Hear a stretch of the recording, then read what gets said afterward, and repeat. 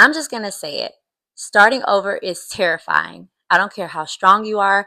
I don't care how much faith you have. I don't care how prepared you think you are. Anytime you are standing at the end of a thing, getting ready to step into the beginning of something new, it is scary. But here's the thing, having fear doesn't mean to stop. It actually means that you're getting ready to do something that matters. Coming from someone that has started over a lot of times, I have a few things I want to share with you to make sure that you don't allow the fear of starting over stop you. So let's get into it. I've spent most of my life pouring into women, building mentoring and leadership programs for girls who needed someone to believe in them, writing books for women to remind them of who they are, creating rooms where women in need could feel seen and cared for, building a space where wives could breathe and just be. Serving women has always been a part of who I am. And then life got rough, and I mean really rough. The last few years were filled with divorce, becoming a single mom, moving across the country, ending a career, losing friends, being misunderstood, and a lot of other things. I felt so alone sometimes. But here's what I learned in the middle of all of it. God doesn't leave you. Your purpose doesn't leave you.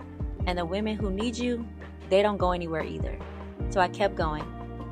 I'm Kim Allen, a wife, a mother, an author, a speaker, and a plethora of other things. But most importantly, I'm a woman who's still on the journey. And this channel, this is where we get honest about rebuilding, about our faith, and about what it actually looks like to bounce back when everything in you wants to stay down. I've been gone for a minute, and let me tell you, a lot of good things have happened. But sis, I'm back, and I brought everything I've learned with me. Welcome to And Then She Bounced Back. Subscribe, because we're just getting started. So today I actually did something that goes right along with today's message, and that was register for college classes. And I know you're like, what? So here's the thing. I dropped out of college almost 11 years ago, and last week I made the decision that I was going to go back to school after having a conversation with my husband. And so I enrolled, or I say applied last week, got accepted, and had my meeting with my advisor today to actually schedule classes. And I was so scared of this idea of starting over, um, going back to college after 11 years after dropping out, that I almost didn't even go to the appointment today because I had so much like worry around it. What if all the classes I took for nothing? What if none of the what if it never none of it transfers? What if I have to start all the way over? Like just all these different like fears. And so I got to my advisor, and he had like a notebook, and it had my name on it, and he had everything broken down from my transcripts, my credits, my the classes, all the things. And he went through all of it in detail, and then enrolled me in classes that start as early as Monday, which is literally in like 7 days. And so, well, 6 days. And so when I left feeling so empowered. Like, dang, I spent all that time and energy, all these years, dreading the idea of going back to college. And this advisor was literally able to set a plan to not only allow me to return back to college, but to graduate by this time next year, which is insane. He told me something super important. He said, you worked hard all those years you were in college, and all of these credits that you earned, it got you somewhere. We were able to use those credits to get you closer to graduation than you thought you were. And that registered so much to me because I'm like, I thought all that hard work I did was in vain and that it wasn't going to count. And little did I know that I needed 120 credits to graduate with my bachelor's degree, and 82 of my credits had already transferred over towards that bachelor's degree. That is insane. So simply the fact that I felt the fear but pressed forward anyway, I'm getting ready to accomplish a goal that I truly thought was just something in the past, something that I just wasn't going to be able to do, and really sort of accepted it. But here's the thing. I used a small example of going back to school. I don't want to say small example because it's not small. Okay, let me be clear. It's about to be a huge adjustment. So let me reframe that. But I used a example of school, which could feel daunting, but not as terrible as, say, a divorce or the idea of jumping back into the dating pool after divorce. Um, So like I said previously, I have a lot of different scenarios where I had to start over. School is just one example, but divorce is another example. I remember when I was in my previous marriage and the thought of divorce first came to me, and the fear surrounding the divorce wasn't the fear of letting go of the relationship, but it was the fear of starting over after I had dedicated so much time, so much energy, so much faith, so much prayer into one thing. And so the idea of letting it go and trying to start over again didn't feel like it was worth it. And so, to be honest with you, though I had the idea of um, leaving the marriage earlier, I stayed because of fear. I stayed because I didn't want to um, lose out or waste, I should say, all of the years that I felt like I had already invested. But the truth is that when you allow fear to make decisions for you, you don't make the greatest decisions, and then you end up regretting those decisions later when you realize that I should have just moved forward even if I felt the fear. And so I want to share um, some truths with you that I wish someone would have shared with me when I was going through any of the times that I wanted to start over. Because Lord knows I would have not only left the marriage earlier, but I would have started school earlier. I would have probably started this YouTube channel earlier and started all the things if I didn't allow fear to stop me in my tracks. And so I want to share three truths with you. Jesus, take the wheel tonight. You guys know I'm gonna use my phone because I want to make sure that I'm sharing everything with you. So the three truths is I'm gonna give it all to you and then I'm gonna break it down. So if you don't watch the rest of this video, at least you got the three truths. But stick with me, okay? The first one is fear is information, not a stop sign. So fear is going to always show up the loudest right before you do it. So right before it gets real, the fear is going to kick in. So right before I walked into that advisor office, listen, my knees were, what did Eminem say? Palms are sweaty, knees weak, arms spaghetti. No, arms spaghetti? What did it say? I don't know. It was palms are sweaty, knees weak, mom spaghetti. I don't know. Anywho, you know what I'm talking about. So right before I walked into that advisor's room, I was nervous. I was the idea of like, ooh, like how many classes do I have to take? Like, is this my transcript's gonna matter? Like all these thoughts. I even think of my first date with my now husband. I was so nervous before I walked into that coffee shop. I mean, the group chats were turned up because I was texting like a mad woman because I was like, I don't know what to do. I'm not used to dating. I'm not used to starting over. And the idea of sitting down with someone new and having these conversations again seemed so daunting. Number two is starting over isn't failure. It's evidence that you survived something. Ooh, when I wrote that one down, it hit me really hard because um that was the biggest thing for me. It's like the fact that I have to start over means that I failed once, or it means that I stopped. It means that I didn't keep pressing through. Maybe I didn't have faith enough to believe. Maybe I didn't work hard enough. And so this idea that I failed really, really was haunting me. And so I had to realize that starting over isn't failure. It's evident that I tried. It's evidence that I tried. It's evidence that I'm willing to try again. It's evidence that God is faithful because he brought me through it. And just like it is for me, it is for you. Like it's evidence that you survived that hard thing. You survived the fact that maybe you didn't finish it. Maybe you stepped out. Maybe you walked out. Maybe you left something that was toxic. Maybe you walked away from something you no longer needed. The reality is that that is evidence. That's the evidence that you need to move forward. So whatever narrative that you've been telling yourself that you're a failure, that you got to start over again, I want you to break that narrative off of you right now. Number three is you don't have to feel ready. You just have to take one step. One step. So when I was getting ready to start this YouTube channel again, I told y'all I had a lot of things that I start over. I decided, listen, I'm not going to do all the fancy editing. I'm not going to do all the things. I'm just going to take one step. I'm going to record one intro video. I'm going to record one video. I'm going to upload one video. I'm going to like, I just have to take one step. One step. I'd say all the time now, I just need to move the needle a little bit a day.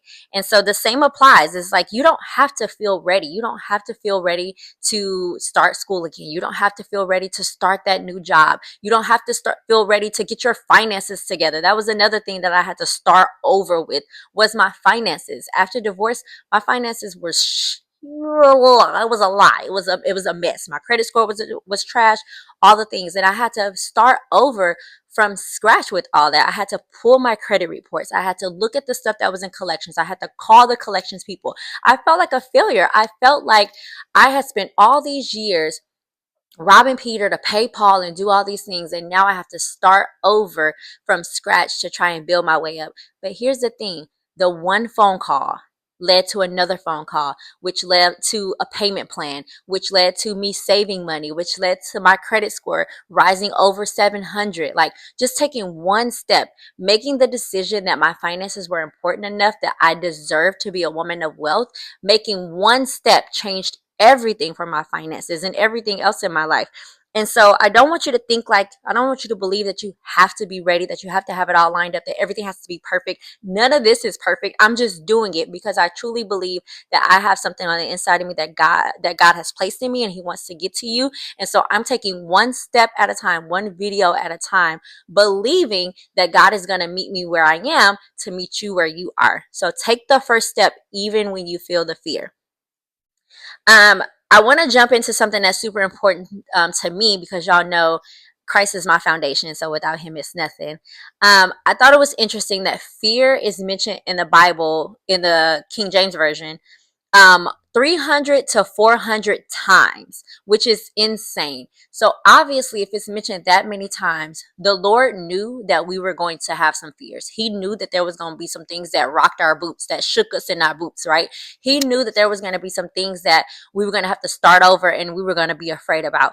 But his word says in 2 Timothy 1 and 7, it says, God has not given us the spirit of fear, but of power, love, and a sound mind. So instead of us being paralyzed by fear or deciding to not move because of fear, I want to encourage us the way the word encourages us is to literally face the fear, face the challenges head on, and trust that God has given us the strength.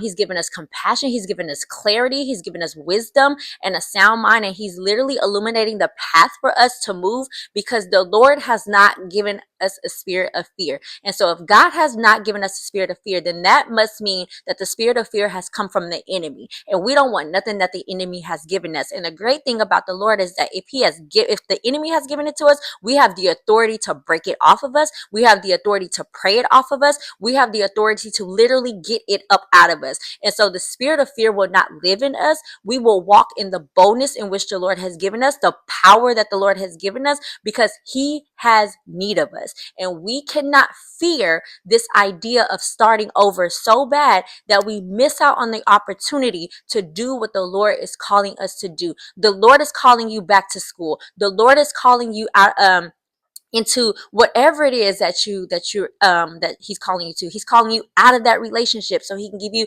new relationships and new friendships. And you can't fear, oh God, I've been with these friends for 10 years, or been with these friends for 15 years. I can't let this friend group go, even though I know it's toxic for me. You can't hold on to that with this idea of how am I going to start over in friendships in my 30s. You're going to trust the Lord. You're going to trust that the Lord is going to bring you godly women that love you, that pour into you, that share the word of the Lord with you, that affirms you. That's what you're going to do. You're going to do that in every situation of your life, because the enemy wants you to believe that it's better if you stay right where you are than to start over. And that is a lie from the pits of hell.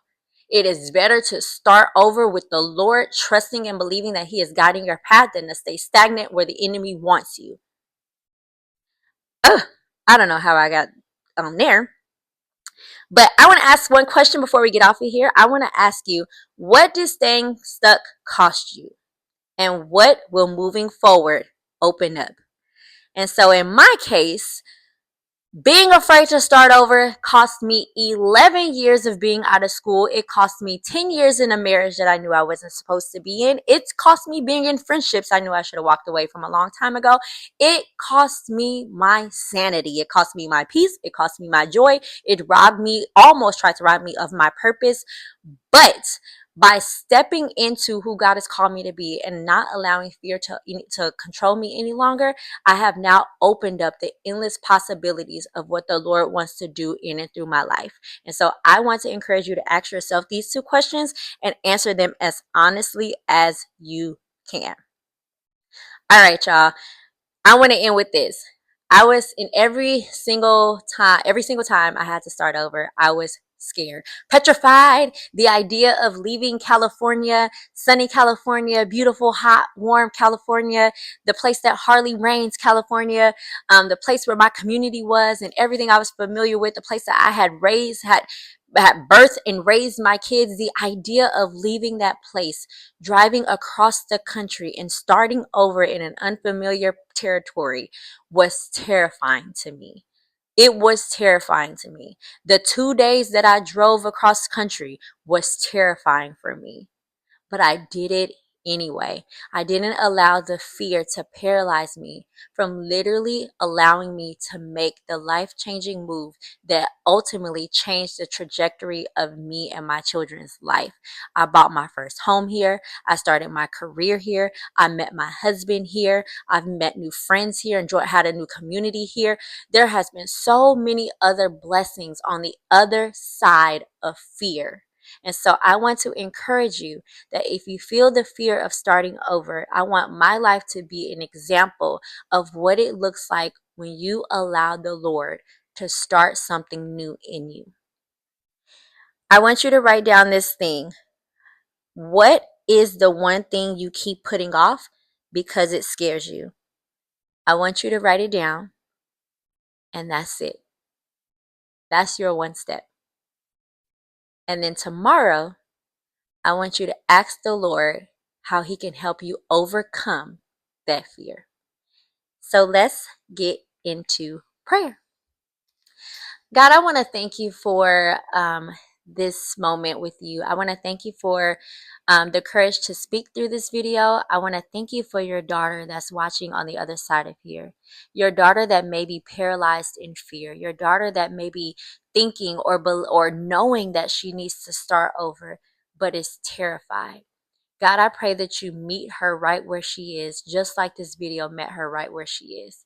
God, I pray that every single fear that she has, she lays it at your feet, trusting that even if she feels the fear, you are going to give her the strength and the courage and the wisdom to walk through it. God, your word says that you have not given us a spirit of fear, but of love, power, and a sound mind. God, we have a sound mind. We do not have a mind that is filled with fear and anxiety, but we have a mind that is filled with clarity and a mind that is stayed on you, a mind that knows that as we take one step, you will catapult us 10 more steps, God. So we trust and we believe that as we begin to take one step, even in fear, even scared, even worried, God, that you are going to meet us where we are, and you're going to show us where to go. God, I thank you that the blessing on the other side of your daughter starting over will blow her mind. And when she reflects later on how scared she was to start over, she will laugh at the enemy because he truly thought he was going to stop her and stop her purpose. But she stepped out by faith, believing in you, and she moved anyway. So, Father, we thank you. We honor you. We will no longer live in fear of starting over. In Jesus' name, amen. All right, y'all. That's all I got. I hope you got something out of this. If you remember, if you need a journal to write some of your things down, I always have a call to action in every video. I want you to grab this journal. It is a empty journal, so you can write all your thoughts, all your feelings, all the things. And then if you are a woman that is starting over after divorce, I want to walk you through that journey for a year. And this is an interactive journal that I created. It's something that I wish I had to literally walk you through the first year of divorce, so that you don't go into literally a dark place. I want you to know that you're not alone. So you can also grab this. It's on my website. And then last but not least, I am super excited because I'm getting ready to write the bounce back blueprint, and it is going to be for anyone who literally needs to bounce back from anything. So maybe you're not bouncing back from divorce, but you're bouncing back from the loss of a friendship, a job, whatever it is. You want to get your physical body right, your mental head, your mental space right, your spiritual, just everything from emotional to mental, physical, spiritual, all that is going to be in a bounce back blueprint. And I'm super excited to share more details with you with that. But until next time, y'all, I will see you later. Bye.